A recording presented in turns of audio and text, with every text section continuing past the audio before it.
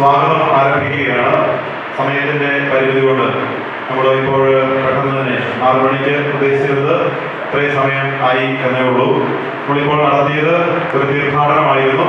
പിതാക്കന്മാരുടെ വഴിയിൽ പ്രാർത്ഥനയിൽ തീർത്ഥാടനമായിട്ട് നമ്മൾ വരുന്നത് നമുക്ക് ആർക്കും അന്യമായിട്ടുള്ളൊരു സംസ്ഥാനമല്ല, ഒരു സഭയുടെ പാരമ്പര്യത്തിൽ നിന്ന് വിചാരിക്കുകയാണ്. നമ്മൾ നമ്മുടെ കാലഘട്ടത്തിലേക്ക് ഈ സമയത്ത് എത്തിച്ചേർന്നിരിക്കുകയാണ്.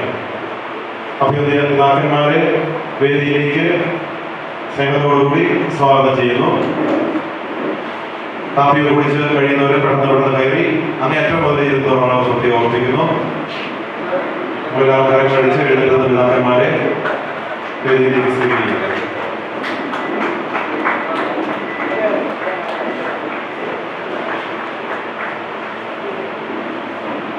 നമുക്ക് കല്ലായ അസീറിയൻ സുറിയാനി സഭയുടെ തലവൻ നമ്മുടെ കൂടെയുണ്ട്. മാറോക്കി കുര്യാക്കോസ് മെത്രാപ്പോലീത്ത. മലങ്കര കത്തോലിക്ക സുറിയാനി സഭയുടെ തലവൻ ജോഷുവ മാർ ഇഗ്നാത്യോസ് പിതാവുണ്ട്. നമ്മുടെ കൂടെ CSI സഭയിൽ നിന്നുള്ള ജോർജ് പിതാവുണ്ട്.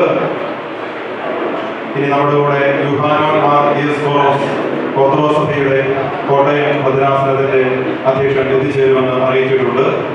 സീറോ മലബാർ സഭയിൽ പാലാരൂപതയുടെ പിതാവിന്റെ അസാന്നിധ്യത്തിൽ അഭിമന്യ കല്ലറങ്ങാട്ട് പിതാവിന് വേണ്ടിയിട്ട് നമ്മുടെ ഈ യോഗത്തിന്റെ ഒരു കോർഡിനേറ്ററായിട്ട് ഉള്ളത് ബഹുമാനപ്പെട്ട മലയപ്പറമ്പിൽ ജോസഫ് അച്ഛൻ, വികാരിയും ജനറൽ അച്ഛനാണ്. അതുപോലെ യാക്കോബായ സഭയിൽ നിന്ന് നമ്മുടെ കൂട്ടത്തില് ശ്രീബാ കോളച്ചനും അതുപോലെ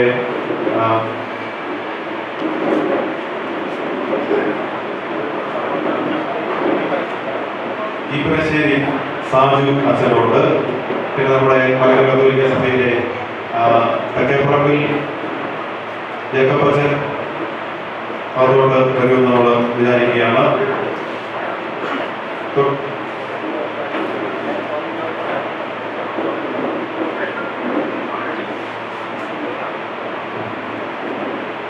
പിന്നെ നമുക്ക് മറ്റ് സമുദായങ്ങളിൽ നമുക്ക് ആശംസകൾ നേരാനായിട്ട് എത്തിച്ചേർന്നിരിക്കുന്നവരെ പ്രത്യേകം സ്വാഗതം ചെയ്യാം. ഒന്ന്, നായർ സമുദായത്തിൽ നിന്നും നസ്രാണി സമുദായത്തിൽ പ്രതീക്ഷിക്കുന്ന കാര്യങ്ങളെ കുറിച്ച് ആശംസകൾ അറിയിക്കുന്നതിന് വേണ്ടി എത്തിച്ചേർന്നിരിക്കുന്ന ബാബു പിന്നീടുണ്ട് വേദിയിലേക്ക് സ്വാഗതം ചെയ്യുന്നു. അതുപോലെ ഈഴവ സമുദായത്തിൽ നിന്ന് ബിജു സാറ് എത്തിയിട്ടുണ്ട്. സാറിനെയും മുന്നോട്ട് ക്ഷണിക്കുന്നു.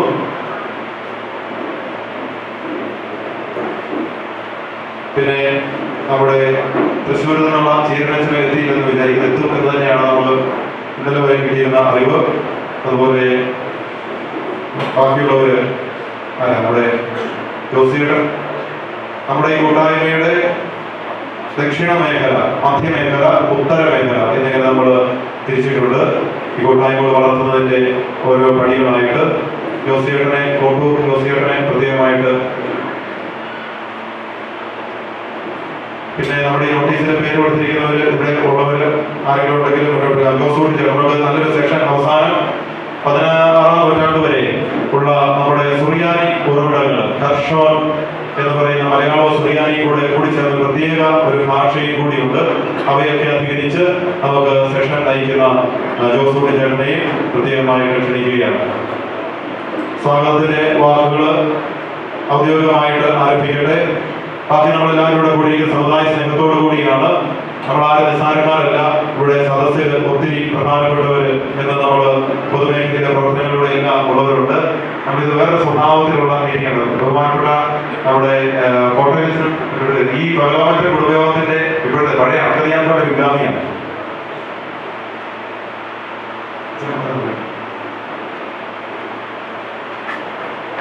അച്ഛനാണ് ഇവിടെ വിശ്രമിക്കാനുള്ളത്. അച്ഛനിവിടെ വിശ്രമിക്കാൻ ഇരിക്കുമ്പോൾ നമുക്കൊക്കെ നസ്രാണികളുടെ ആസ്ഥാന കാര്യത്തിലേക്ക് എത്തിച്ചേരാനായിട്ട് ഇവിടെ ഒരാളുണ്ടാണ്, ആദരവുണ്ടാണ്. നിലവിൽ അച്ഛൻ്റെ പുസ്തകങ്ങളൊക്കെ എത്തിച്ചേർന്നിട്ടുണ്ട്. അച്ഛൻ ഇവിടെ എത്തിച്ചേരാനിരിക്കുന്നുള്ളൂ. സൂര്യപകലത്തിന്റെ വലിയ കെട്ടിടം നമുക്ക് വേണ്ടി പണിതിട്ടിച്ചിട്ട് നമ്മളാരും ഇവിടെ കണ്ടിട്ടില്ല, കേട്ടിട്ടില്ല, ഇവിടെ വന്നിട്ടേ ഇല്ല എന്നുള്ളത് എന്തൊരു വ്യവസ്ഥയാണ്. കുടുംബയോഗങ്ങൾ ഇവിടെ കൂടുന്നുണ്ട്. അല്ലാത്തവരും ഇവിടെ കൂടിയ സമയമായതുകൊണ്ടാണ് എന്നെ സൂചിപ്പിച്ചത്. ഞങ്ങളെ നമ്മൾ തിരിതെളിച്ച് അഭ്യുദയനാഥന്മാരെ 7 വിളക്ക് 7 സഭകളെ പ്രതികരിച്ച് തെളിച്ച് നമ്മൾ ആരംഭിക്കുകയാണ് പ്രാർത്ഥനയോടുകൂടി. അതിനുമുമ്പ് ഞാൻ സ്വാഗതം ഇപ്പൊ വേറെ രീതി സ്വാഗതം പറഞ്ഞ് പെട്ടെന്ന് വേറെ രീതി സ്വാഗതം ആശംസിക്കാം. ആരാണ് നസ്രാണി എന്ന ചെറുപ്പക്കാരോട്, യുവാക്കളോട്, കുട്ടികളോട് ആരാണ് നസ്രാണി ചോദിച്ചു കഴിഞ്ഞാൽ അവര് പലപ്പോഴും വാ പൊളിക്കുന്നതാണ് നമ്മുടെ അനുഭവം. നമ്മുടെ നസ്രാണികളുടെ തന്നെ അനുഭവമാണ് ഇപ്പോൾ സൂചിപ്പിച്ചത്. നസ്രാണി എന്നുള്ള വിശാലമായ അർത്ഥമുണ്ട്. കഴിഞ്ഞ വർഷം കർണാടക പിതാവിനോട് സംസാരിച്ചപ്പോൾ അക്കാര്യം സൂചിപ്പിച്ചിരുന്നു. ക്രിസ്ത്യാനി സമം നസ്രാണി ഒരു പര്യായ പദമായിട്ട് അറബി, സെമിറ്റിക് ഭാഷകൾ, ഹീബ്രു, അറമായ, സുറിയാനി ഭാഷകളിലൊക്കെ ഉപയോഗിക്കുന്ന വാക്കാണ് നസ്രാണി. ആരാണ് നസ്രാണി എന്ന് ചോദിച്ചാൽ വിശാലമായ അർത്ഥത്തിൽ ക്രിസ്ത്യാനികളാണ് നസ്രാണികൾ. അപ്പോൾ നസ്രാണികൾ എന്നാൽ കേരളത്തിന്റെ ഒരു പ്രത്യേക പശ്ചാത്തലത്തിൽ മലങ്കരയിൽ, മലബാറില് നസ്രാണികൾ എന്നുള്ളത് മറ്റ് സമുദായങ്ങളുമായിട്ട് ചേർത്ത് വെച്ച് അതിനോട് പൊരുത്തപ്പെടുത്തി ആ ഒരു സംസ്കാരത്തില് ഒരു സമുദായമായിട്ട് കരുതപ്പെട്ടു. യൂറോപ്യൻ മിഷണറിമാര് ഇവിടെ വരുന്നത് വരെ ഇവിടെ ആരൊക്കെയാണോ ക്രിസ്ത്യാനികളായിട്ട് ഉണ്ടായിരുന്നത് അവരെ എല്ലാവരെയും അവരുടെ പിൻഗാമികളായിട്ടുള്ള വിശ്വാസികളെയും സഭകളെയും എല്ലാമാണ് പൊതുവെ നസ്രാണികൾ എന്ന് നമ്മൾ വിളിച്ച് ഉപയോഗിച്ചു വരുന്നത്. അപ്പോൾ ഇന്ന് പ്രധാനമായിട്ടും അതിനകത്ത് അടിസ്ഥാനമായിട്ട് പറയാനുള്ളത് ഒന്ന് മാർത്തോമാ ശ്ലീഹായുടെ ശ്ലൈഹിക പാരമ്പര്യമാണ്. രണ്ട്, അതുവഴിയായി തോമാസ് ശ്ലീഹായും യഹൂദ പാരമ്പര്യവും തമ്മിലുള്ള ബന്ധത്തില് ആദ്യ നൂറ്റാണ്ടിൽ തന്നെ തോമാസിയുടെ വരവിന് മുമ്പ് മുതൽ തന്നെ ഇവിടെ ഉണ്ടായിരുന്ന യഹൂദ വേദികളുടെ പശ്ചാത്തലത്തില് നമ്മുടെ ഇവിടെ പള്ളികളും ആരാധനാക്രമവും എല്ലാം സുറിയാനിയുമായിട്ട് ബന്ധപ്പെട്ട അതാണ്. അപ്പൊ അങ്ങനെ സുറിയാനി നമുക്ക് ഒഴിവാക്കാൻ പറ്റാത്ത ഒരു കാര്യമാണ്. അപ്രകാരം മാർത്തോമാ ശ്ലീഹായുടെ ശൈഹിക പാരമ്പര്യവും സുറിയാനി ആരാധനാക്രമവും ആത്മീയതയും ഒക്കെയാണ് നസ്രാണി ആണോ അല്ലയോ എന്ന് തിരിച്ചറിയാനുള്ള ഒരു പ്രധാനപ്പെട്ട മാർഗം. ആരൊക്കെ ഇവയൊക്കെ അംഗീകരിക്കുന്നുവോ അവരൊക്കെ നസ്രാണികൾ, ആരൊക്കെ ഇവയെ നിഷേധിക്കുന്നുവോ അവർ നസ്രാണികളല്ല എന്ന് കേരളത്തിലെ ഒരു പശ്ചാത്തലത്തിൽ നമുക്ക് പറയാം. അതേസമയം നമുക്ക് നമ്മുടെ കൂടെ ജോർജ് കുമ്മൻ പിതാവുണ്ട്, കുമ്മൻ ജോർജ് പിതാവ്. പിതാവിനെ ജോർജ് കുട്ടി സാറിന്റെ വലിയ സ്നേഹിതനായ ജോർജ് കുട്ടി സാർ ഫോൺ വിളിച്ചപ്പോൾ ഞാനൊരു നസ്രാണിയാകുമെന്ന് പിതാവ് പറയുകയും ഓരോ സംഭാഷണത്തിലും, കാരണം പിന്നീട് മനസ്സിലാക്കി പെരിയാവ് ബിഷപ്പിനെ കണ്ടപ്പോൾ ഫ്രാൻസിസ് പിതാവ്, പിതാവ് ജോർജ്, അതുപോലെ നമ്മുടെ CSI സഭയിൽ നല്ല രീതിയിൽ സിറിയൻസ് ഉണ്ട്. ഇപ്പം ലത്തീൻ സഭയിൽ ഒരുപാട് സിറിയൻസ് ഉണ്ട്. അതെല്ലാം ഓരോ കാരണങ്ങളും മറ്റ് ഉണ്ട്. അപ്പോൾ ഇത് നസ്രാണികളുടെ കൂട്ടായ്മയാണ്. അപ്പൊ നമുക്ക് അതൊന്ന് മനസ്സിലാക്കിയിട്ട് മറ്റു ചില പ്രത്യേകതകൾ, നമ്മുടെ ക്രൈസ്തവരിൽ ഒത്തിരി സമുദായങ്ങളുണ്ട്. അത് പല സമുദായങ്ങൾ ജസ്റ്റ് ഒന്ന് പറയണം ആമുഖമായിട്ട്. ലത്തീൻ സമുദായമുണ്ട്, ക്നാനായ സമുദായമുണ്ട്, നാടാർ സമുദായമുണ്ട്. പല പല സമുദായങ്ങളിൽ നിന്നും മാർഗം കൂടുന്നവരെല്ലാം നമ്മൾ ആ സമുദായത്തിന്റെ പേരിട്ട് പൊതുവെ ഇനി വേറെ വിളിക്കാറുണ്ട്. കൂടാതെ നമ്മുടെ നാട്ടില് മറ്റ് സമുദായങ്ങളുണ്ട്, ക്രൈസ്തവരായിട്ടുള്ളതല്ലാത്ത സമുദായങ്ങൾ. അങ്ങനെ നമ്മൾ സഹവർത്തിത്വത്തിൽ കഴിഞ്ഞിരുന്ന, സാഹോദര്യത്തിൽ കഴിഞ്ഞിരുന്ന, ബൈബിളിൽ കാണുന്ന വലിയൊരു സ്നേഹത്തിന്റെ ആ പ്രായോഗികതകളുമായി നടന്നിരുന്നവരാണ് നസ്രാണികൾ. ഇവിടെ ഉണ്ടായിരുന്ന ഇപ്പോൾ കേരളത്തിൽ വളരെ പ്രബലമായിട്ടുള്ള നായർ സമുദായവും അതുപോലെ ഈഴവ സമുദായവും ഒക്കെ ആയിട്ട് നമുക്ക് നല്ല കൊടുക്കൽ വാങ്ങലുകളും ഇഴയടുപ്പങ്ങളും ഒക്കെ ഉണ്ടായിരുന്നു. എന്നാൽ ഈ അടുത്ത കാലത്ത് ഇവയൊക്കെ ഛിന്ന ഭിന്നമാകുന്ന തരത്തിലുള്ള പുതിയ പുതിയ പ്രയാസങ്ങൾ ഉടലെടുത്തു വരുന്നു, പ്രതിസന്ധികൾ ഉടലെടുത്തു വരുന്നു. അവിടെയാണ് നമ്മള് മുമ്പ് കാലത്ത് ഉണ്ടായിരുന്ന ആ ഒരു ഐക്യവും ആ ഒരു സാഹോദര്യവും നമ്മുടെ നാട്ടിൽ നമ്മൾ വീണ്ടും അതിനെ ഉജ്ജ്വലിപ്പിച്ചുകൊണ്ട് ഒരു ബാഹ്യശക്തികളും ഒരു തരത്തിലുള്ള പുതിയ പ്രതിസന്ധികളും നമ്മളെ തകർക്കരുത് എന്നുള്ള ബോധത്തോടുകൂടി നമ്മൾ ഈ സമ്മേളനം ഇവിടെ നടത്തുന്നത്.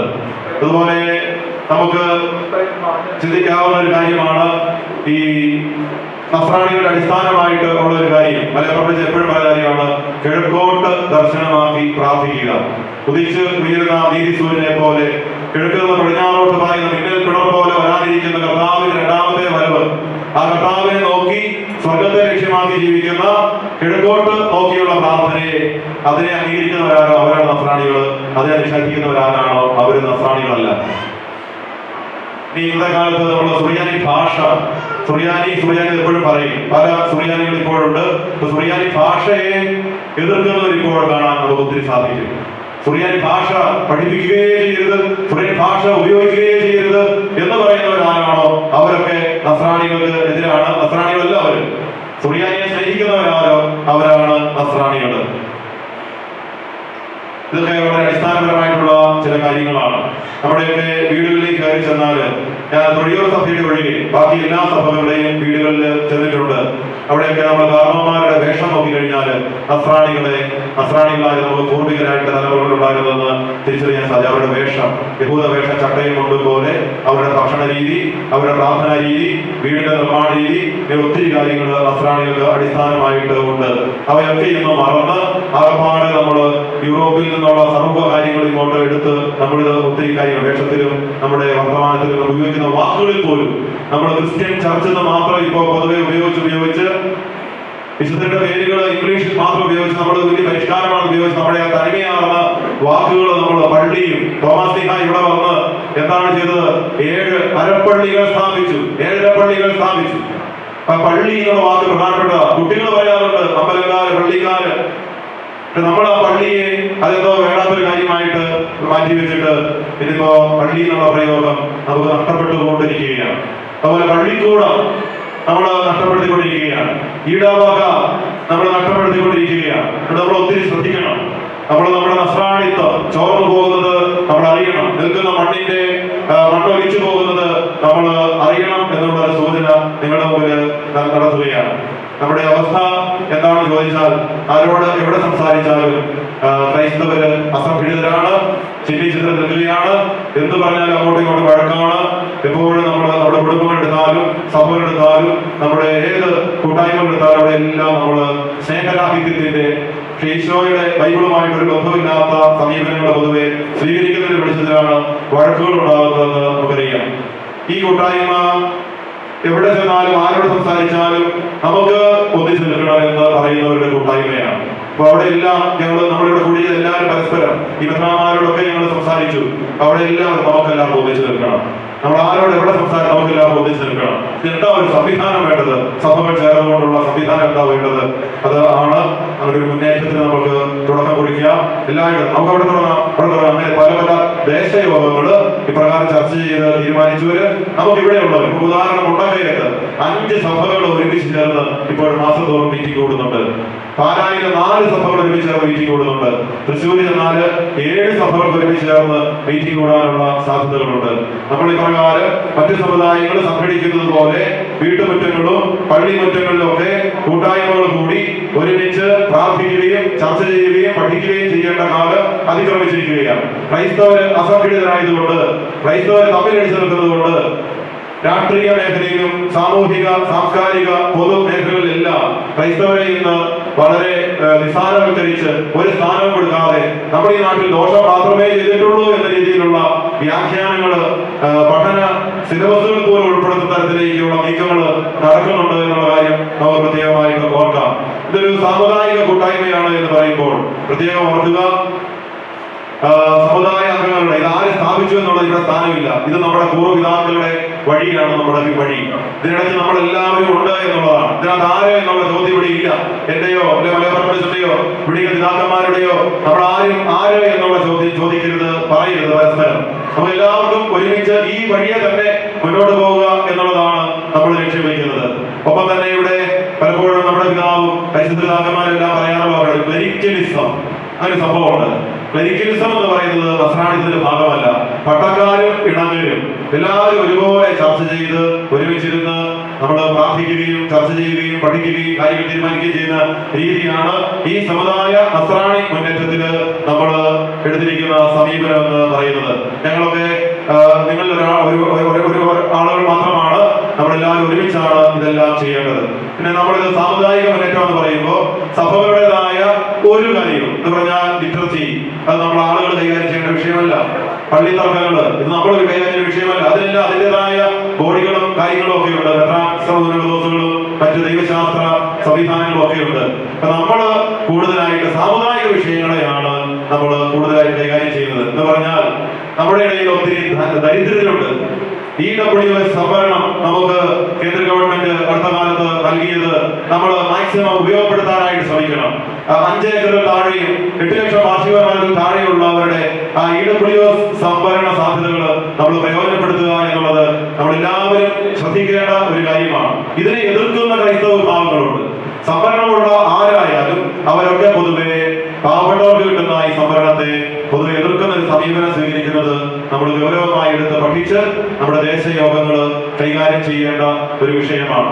അതുപോലെ ക്രൈസ്തവരായി എന്നുള്ള ഒറ്റ കാരണത്താല്, മതസ്വാതന്ത്ര്യവും മതേതരത്വവുമുള്ള ഇന്ത്യയിൽ ക്രൈസ്തവരായ എന്നുള്ള ഒറ്റ കാരണത്താല് വിവിധ സമുദായങ്ങളിൽ നിന്നും ക്രൈസ്തവ മാർഗത്തിലേക്ക് വന്നവരുടെ ആനുകൂല്യങ്ങൾ നഷ്ടപ്പെടുന്നു. സംവരണത്തിന്റെ വിഷയം തന്നെയാണ് ദളിത് സംവരണം, ദളിത് ക്രൈസ്തവരുടെ സംവരണം. അത് നമ്മൾ ഗൗരവത്തിലെടുത്ത് മുന്നോട്ട് വയ്ക്കേണ്ട ഒരു കാര്യമാണ്. ഗവൺമെന്റുകളുടെ മുമ്പിൽ പൊതുപ്രവർത്തനം ഏർപ്പെടുത്തിക്കുന്ന നമ്മളെല്ലാവരും.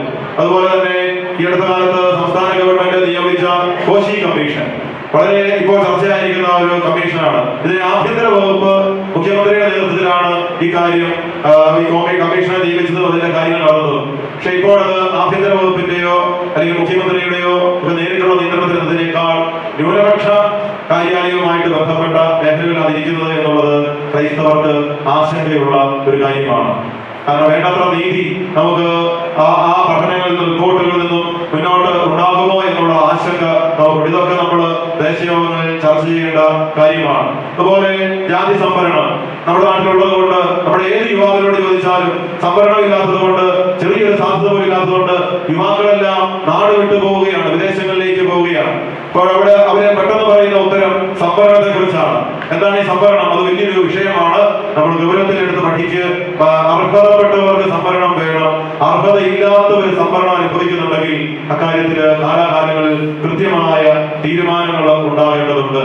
നമ്മൾ ആവശ്യപ്പെടുന്നത് നമ്മുടെ ദാരിദ്ര്യ രേഖ അല്ലെങ്കിൽ ഈ 5 ഏക്കർ 8 ലക്ഷം എന്ന കേന്ദ്ര ഗവൺമെന്റ് നിശ്ചയിച്ച ആ ഒരു സ്ലാബ്, ആ ഒരു മാനദണ്ഡം അത് ക്രീമി ലെയറായിട്ട് സംവരണം ഉള്ളവർക്കും ആക്കണം.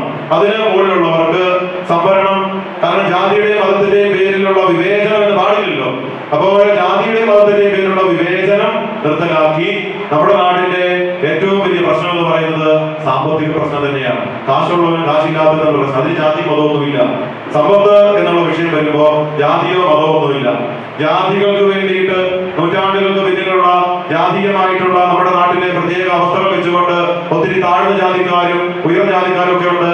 താഴ്ന്ന ജാതിക്കാരും മുന്നോട്ട് വരണം, ഒപ്പമാകണം, സമത്വം ഉണ്ടാകണം എന്നൊക്കെയുള്ള ചിന്തകളോട് കൂടിയാണ് സംവരണം 10 വർഷത്തേക്ക് അത് പിന്നീട് പരിഷ്കരിക്കണം എന്നൊക്കെയുള്ള നിലപാടുകളോട് എടുത്തത്.